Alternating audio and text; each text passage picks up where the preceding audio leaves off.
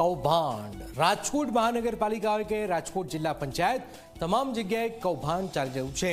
આ વાત અમે નહીં પરંતુ રાજકોટ જિલ્લા પંચાયત અને મહાનગરપાલિકાના ચૂંટાયેલા પ્રતિનિધિઓ જ કહી રહ્યા છે। રાજકોટ જિલ્લા પંચાયતના સ્થળાંતર પાછળ થયેલા 84 લાખ રૂપિયાના ખર્ચને લઈને વિપક્ષના સભ્યોએ બાયો ચડાવ્યું છે। શું છે આખો મામલો, શું થયું છે, આવું જોઈએ, જાણીએ, સમજીએ।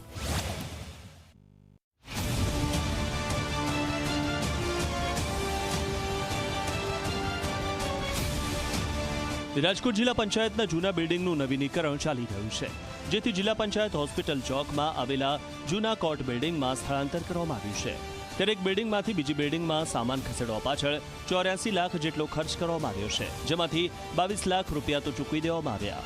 જિલ્લા પંચાયતની સામાન્ય સભામાં વિપક્ષ નેતા મનસુખભાઈ સાકરિયાએ સ્થળાંતર પાછળ કેટલો ખર્ચ થયો તેની માહિતી માંગતા સમગ્ર કૌભાંડ બહાર આવ્યું છે।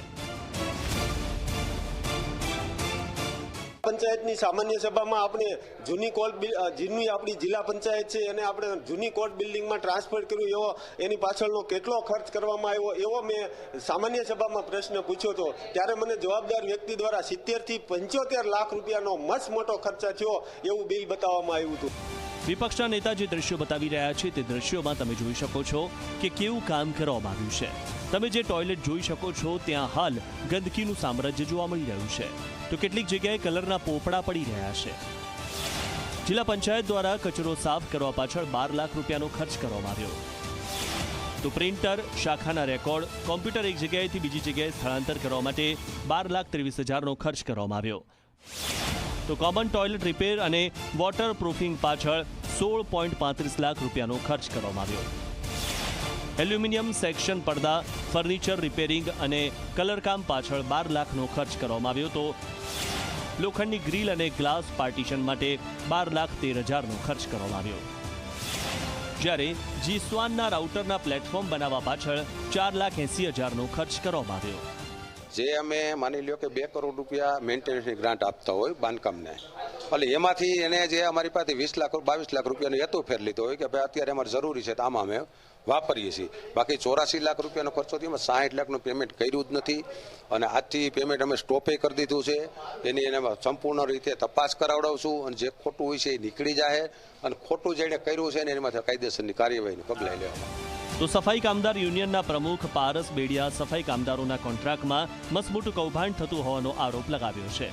જીડી અજમેરા એજન્સીએ સફાઈ કામદારોને ચૂકવવાના પીએફ, ESIC અને બોનસમાં કૌભાંડ આચરવામાં આવ્યું છે, તો સફાઈ કામદારોને લખેલા પગાર કરતાં ઓછો પગાર ચૂકવવામાં આવતો હોવાનો આરોપ લગાવી કમિશનરને આવેદનપત્ર આપ્યું। રાજકોટ મહાનગરપાલિકામાં જીડી અજમેરા કોન્ટ્રાક્ટર છે, સફાઈના કોન્ટ્રાક્ટ રાખે છે અને સફાઈને પણ મેઇન પાવરના પણ કોન્ટ્રાક્ટ રાખે। બીજા રાજકોટ મહાનગરપાલિકા અલગ જગ્યાએ પણ કોન્ટ્રાક્ટ ચાલુ છે।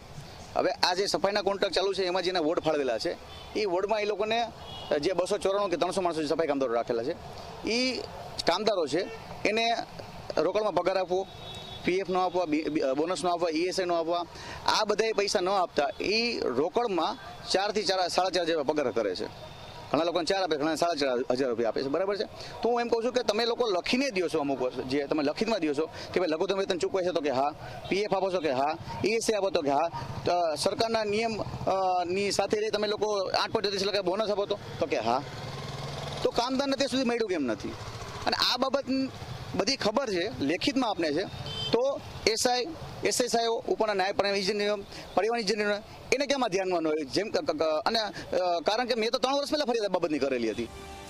સફાઈ કામદારો સાથે થતા અન્યાય અને તેમના પગારમાં થઈ રહેલ ઘાલમેલને લઈને મેયરે તપાસની ખાતરી આપી છે।